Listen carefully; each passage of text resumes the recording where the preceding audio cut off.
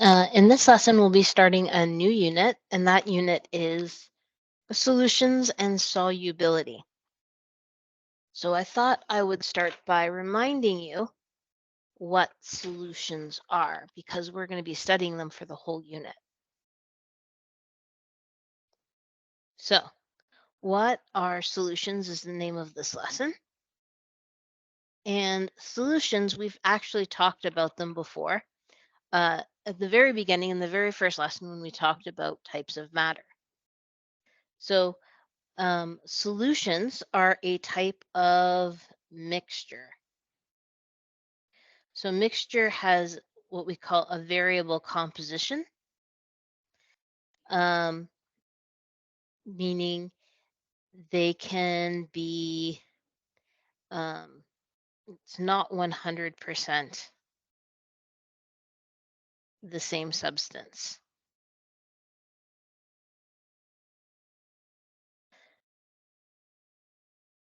So solutions have two or more substances in them, and their components retain their characteristic properties. So if you dissolve salt in water and you drink the salt water, it will taste salty.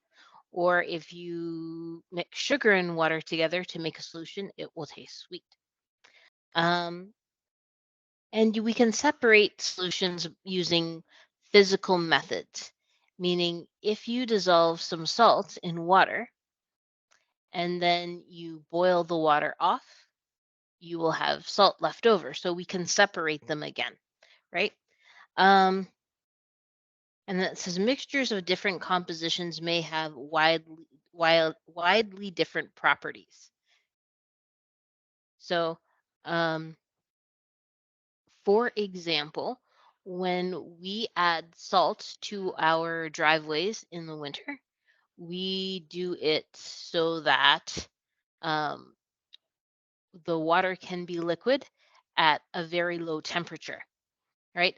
And the more salt we add, the lower the temperature will be to a point, right? So even though, so when we mix things together, we can create different properties. Homogeneous mixtures are what we talk about when we talk about solutions. Okay, so a solution is a mixture that has the same composition throughout. This is why we drew this picture here, right? So you can see in this picture, we kind of have an order like red, blue, red, blue, red, blue, and it's sort of the same composition throughout. Whereas a heterogeneous mixture, it can have more green in one area and more yellow in another area. And when we have a homogeneous mixture, because everything is mixed so uniformly, the components are indistinguishable. Think about a bronze medal. A bronze medal is made up of two other metals, copper and I want to say nickel, but it might not be. Copper and we'll say it's copper and nickel, maybe copper and zinc. Anyway, so you mix the two metals together until they look like just one thing, right? And a lot of the metals that we use to build things or use to decorate, like brass, that's not an element, that's a mixture of elements, but it looks like one thing. So those are solutions, okay? They have more than one part, but the parts are indistinguishable from one another. So a solution, the definition of a solution is a homogeneous mixture containing two or more substances. These components are uniformly mixed, but the composition is variable, meaning you could have a 1% sodium chloride solution, 1% sodium chloride solution, or you could have a 5% sodium chloride solution. So it's not enough anymore to just say what the parts are, right? We have to say how much of each there are. Um, components, like we said, can be separated by physical means like boiling point or melting point. They cannot be separated by filtration, though. So we can't run them through like a coffee filter and have some of the solid part collect on the coffee filter. That won't happen, right? So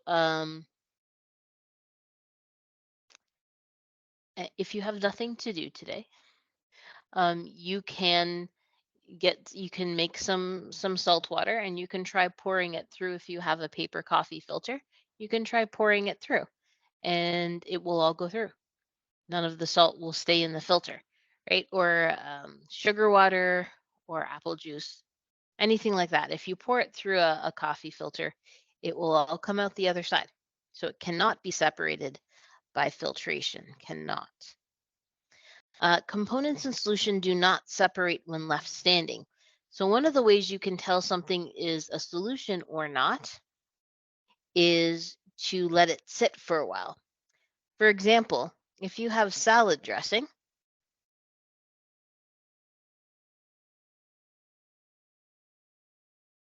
it may look like one thing, right? It may look all uniformly mixed, but if you wait a couple days, you'll start to see layers, right? The watery stuff and the oily stuff will separate. So salad dressing, most salad dressings are not uh, solutions, right? Or if you think about a muddy puddle, right? Um, if you look at it right after it rains, it looks like it might be a solution. It looks like it might be one thing. But afterwards, it will also separate into layers. So components in solution do not separate. That's very important. They stay evenly mixed. And solutions are almost always transparent, right? So if it involves a liquid,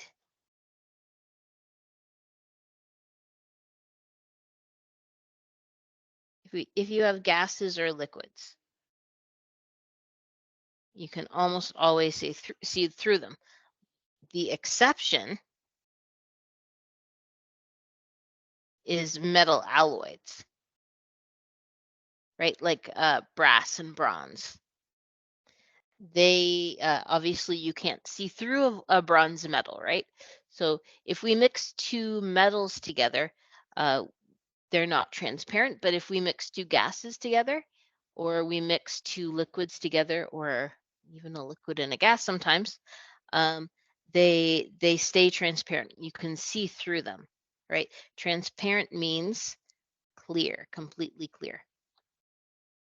Now, um, remember I said that a solution has more than one part, and we have special names for those parts. The first thing is called the solute. The solute is the thing that does the dissolving, right? And the solvent is what it dissolves into, and usually there's a greater quantity. So usually there's a smaller quantity of solute and a larger quantity of solvent. For example, I dissolve salt into water. The salt is my solute. It does the dissolving. My water is my solvent, right? So you can see the difference here. Here we're adding a small amount of solute to a large amount of solvent. And the solute particles are probably all attached together at first, but they go in between the solvent particles, right? So this is what dissolving looks like as particles, right? And this we have a solution. Okay, so let's take a look. Of course, you can always pause the video. Let's take a look at the next section. Aqueous solutions. We've seen this aqueous. Remember, aqueous means water. right? So the most common solvent is water. Water we use as a solvent. You know this because you clean with water. You clean your house with water. You clean your clothes with water. You clean your vegetables and fruits with water.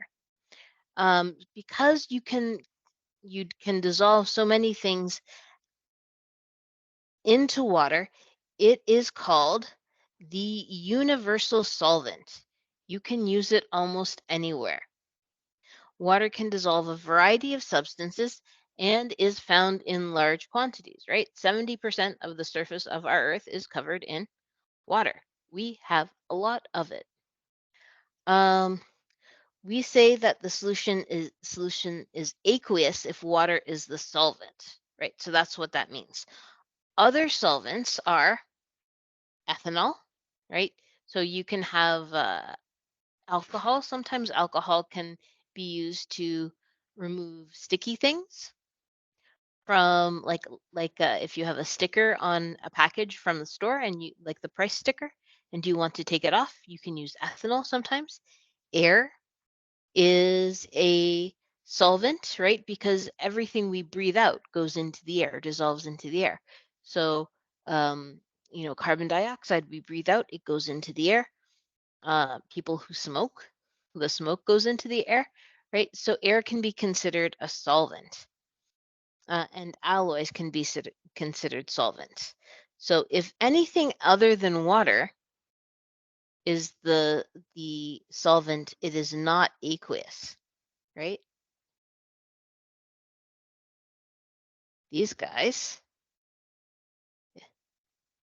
if these are the solvent, it is not aqueous.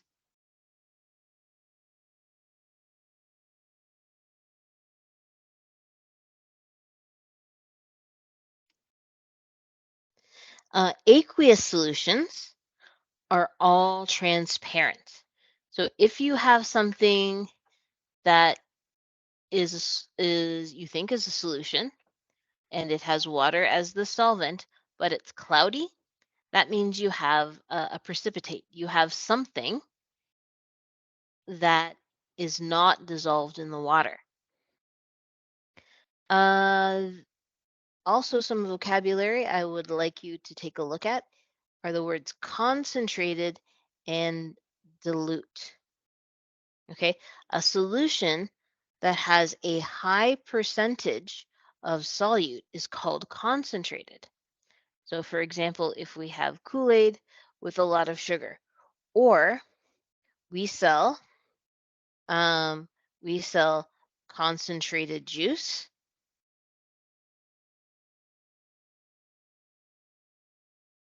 in a can, right? You can mix with water and you can have juice, or we have concentrated soup, also in a can.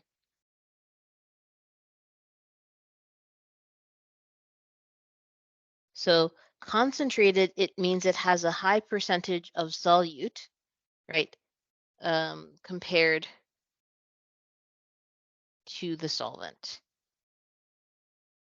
or compared to other solutions. A solution that has a low percentage of solute is called dilute, right? So when we mix that concentrated juice with water, we say that we dilute it. So to dilute something means to add more solvent.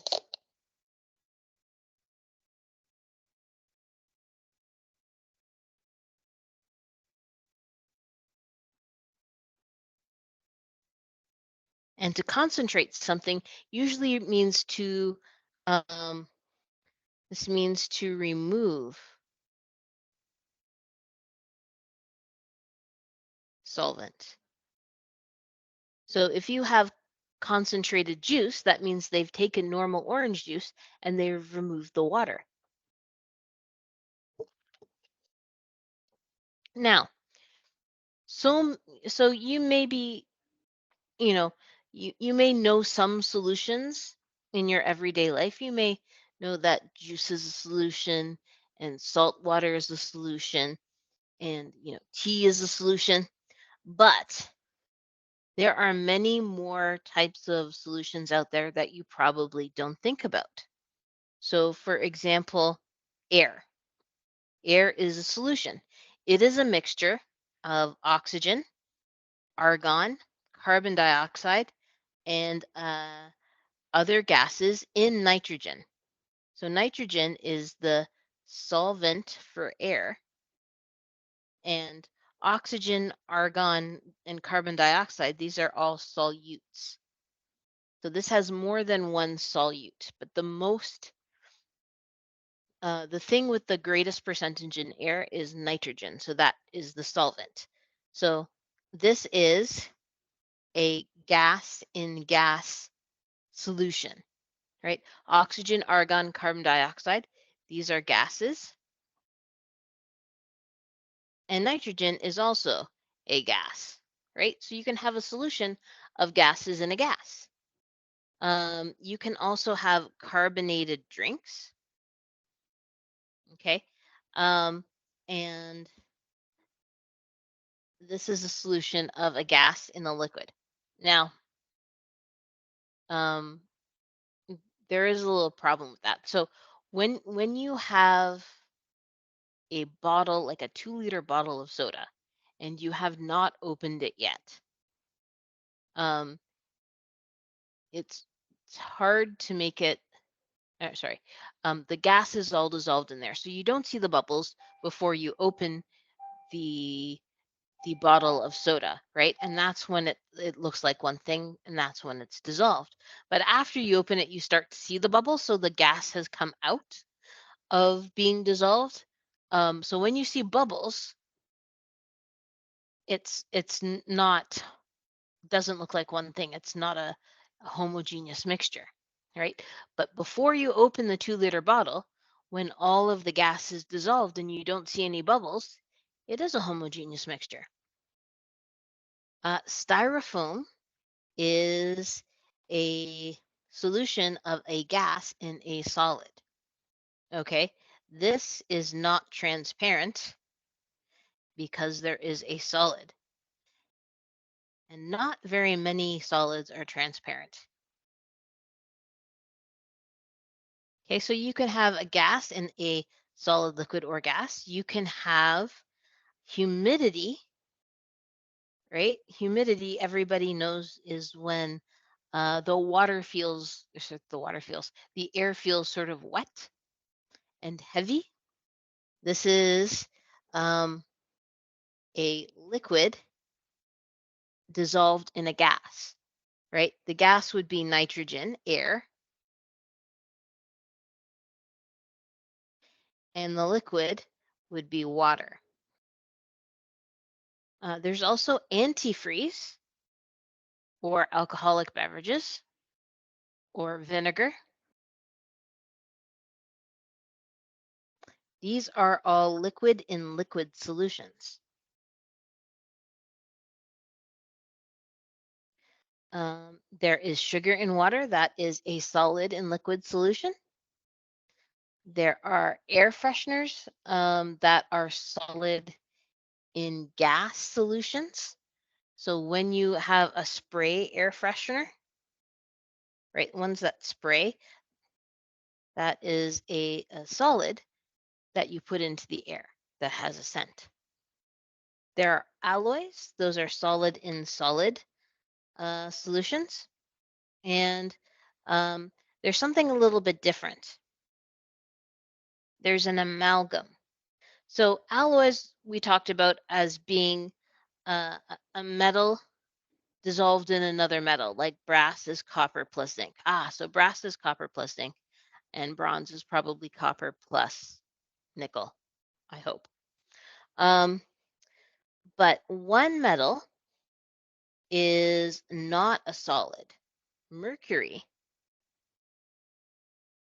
is a liquid at room temperature. So when you have an alloy and it includes mercury, it is called an amalgam. And we used to, and maybe still, Make dental fillings out of them. I don't know. I don't like the metal colored dental fillings. I like the white colored ones instead. But yeah, your dental fillings are metals dissolved in mercury.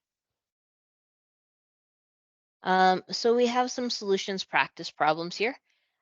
Go through the list of things and identify whether the following solutions, or sorry, which of the following substances are solutions.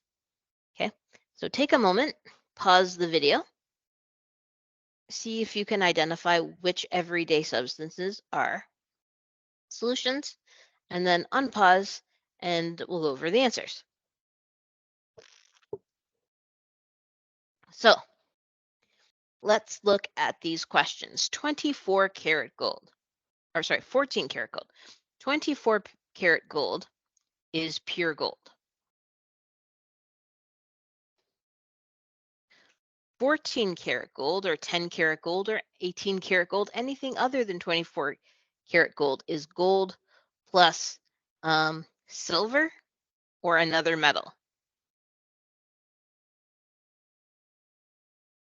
So we have different colors of gold, and like rose gold has some copper in it, but anything that is not 24 karat gold is a mixture of gold and something else.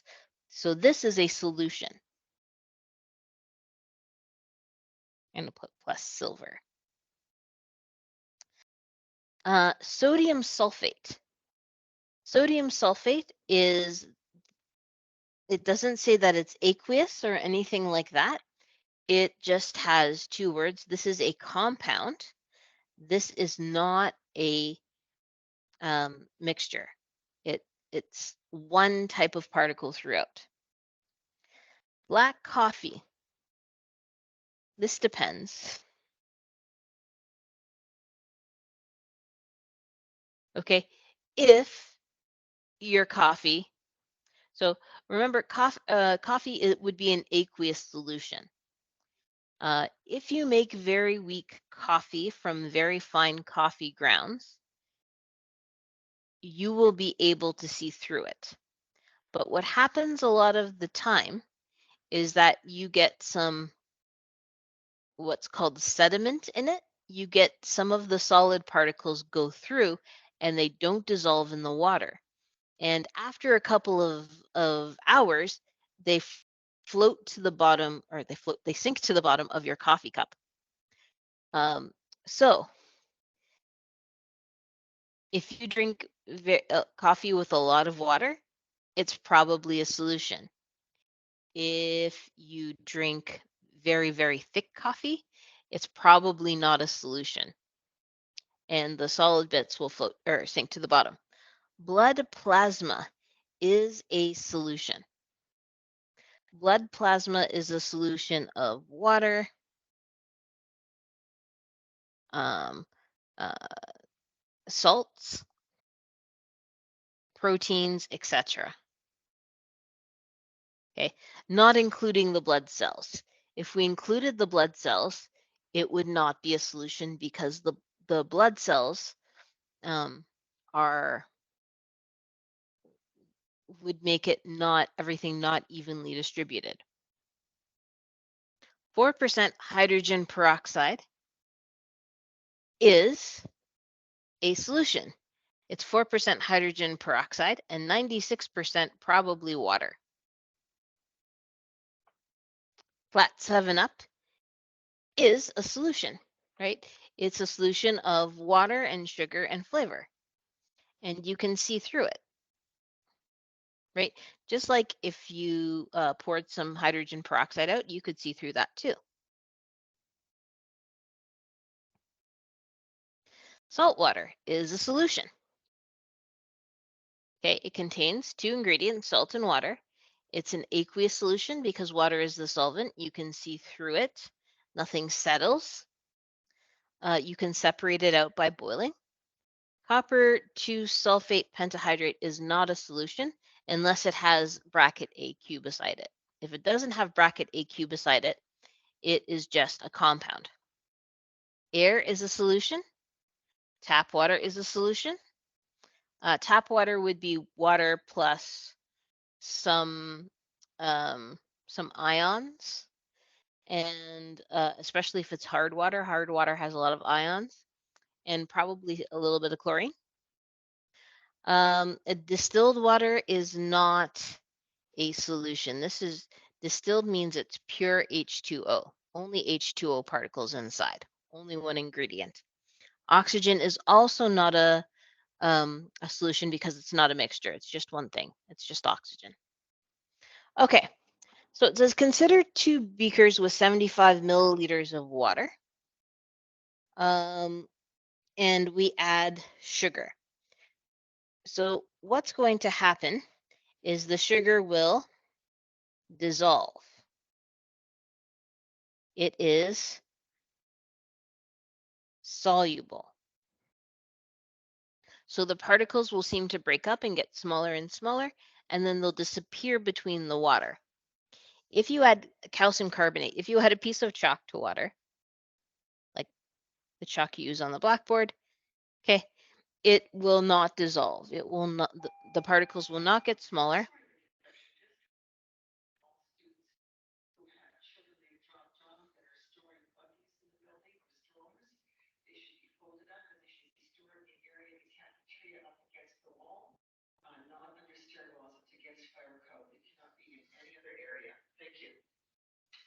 Okay, so if you add a piece of chalk to water, it will not break up into smaller and smaller pieces, and it will not go in between the water molecules. So this is considered not soluble.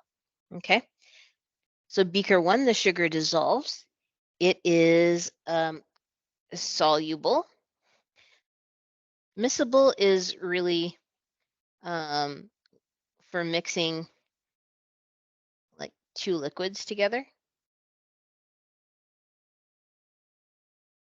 So when we say soluble, okay, some things are not soluble, so nothing dissolves. Some things are slightly soluble or they have low solubility, which means that less than 1 gram per 100 milliliters dissolves. So a little bit dissolves, but most of it doesn't. And then some things are insoluble. So chalk would be insoluble. It does not dissolve. And it says insoluble means that less than 0.1 grams per 100 milliliters of solvent dissolves, right? Only a little teeny tiny part dissolves, then we'll call it insoluble. So slightly soluble or low solubility is anything between 0.1 grams and 1 gram. What is the difference in meaning between the term soluble and the term miscible? Miscible is used for liquid substances that readily dissolve in each other to form a solution, and only one phase is visible.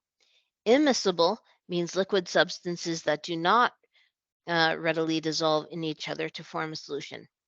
2 or more visible layers are present in the solution. So this would be like water and ethanol. Ethanol is the alcohol that people consume when they consume a cocktail, right? So we know that you can mix water and alcohols like vodka or gin. You can mix them and it looks like one thing. Okay. Immiscible would be like water and oil. You may get them to mix for half a second, but what's going to happen is you are going to start to see bubbles of that oil. And then after a while, it will form 2 layers. So all of the oil molecules will get together and all of the water molecules will get together and they will separate from one another. And that's what it means to be immiscible. We can't mix them together. Okay, so we have some new vocabulary. You have some homework questions on the next page to get you used to talking and thinking about solutions, solutes, solvents, and whether something is soluble or not.